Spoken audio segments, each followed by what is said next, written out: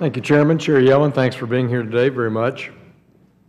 A couple of items I wanted to bring. Mr. Heck talked about banking availability, and in the Harvard study that everyone's read the last few months, you see that 1 out of 5 counties, particularly rural counties, now no longer have a physical presence of a bank.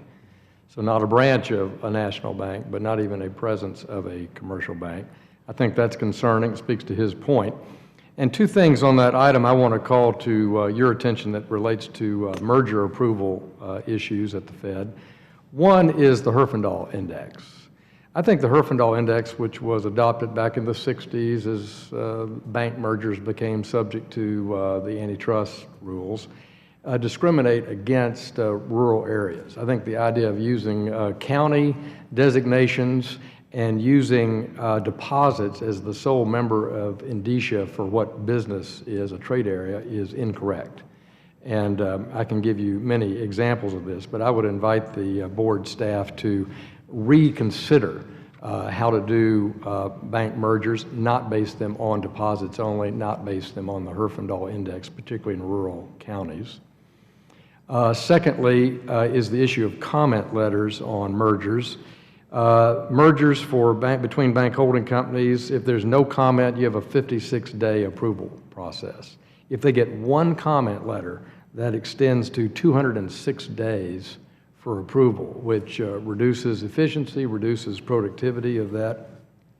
And I'd like to see the board adopt a new approach on comment letters and distinguish between real comment letters from the geographies connected to the merger and just promotional fishing expedition comment letters, and let the reserve banks have more power and not force a Board of Governors approval of mergers. I'm going to write you about this. You don't need to comment on it today. I would like you to comment on labor force participation rate, because my reading of the cohorts that you referenced a minute ago actually is that younger people are who have dropped out of the labor force. In fact, people over 55 are working more than ever before.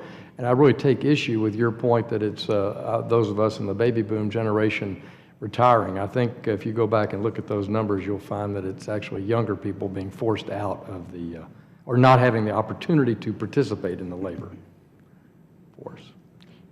So I agree with you that younger cohorts of retirees are working more than their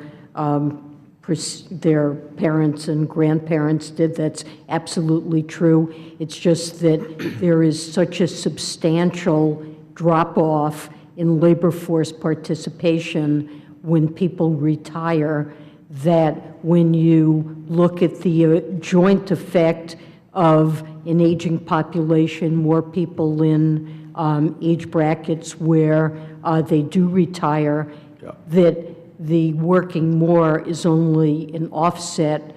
It's not the same order of magnitude as the demographic effect of the aging. I don't disagree with what you've said about that. Let me change subjects and go back to liquidity. Secretary Lew, when he was here, talked about the factors, including technology, regulation, and competition, that are reducing liquidity in the markets in his testimony. He said the business models and risk appetite of traditional broker-dealers have changed, with some broker-dealers reducing their securities inventories and in certain cases exiting certain markets. And notwithstanding the October study, Chairman Luca Nagelbauer also had a roundtable last week in which a participant from the market, J.P. Morgan, I believe, stated that in the Treasury market, you could be able to do a $500 million trade and not have a bid-ask spread move. The market would not move. Now, her estimate was it's down to $192 million. So there's some indication of, even in the Treasury, the most liquid market, we have significantly reduced liquidity. And in the FSOC report on page 68, the primary dealer securities holdings shows since the crash and since the implementation of Dodd-Frank, Treasury holdings, of course, have gone up to high levels, and all other categories, corporates and even agency securities, have dropped, which implies to me that people are holding Treasuries, holding liquidity, and not making a market in that. And I really think regulation is being shortchanged here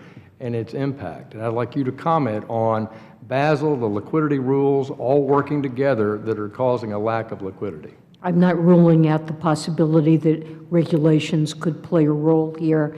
It's simply we've not been able to understand there are a lot of different factors, and we need to look at it more to sort out just what's going on and what the different influences are. I'm not ruling that out.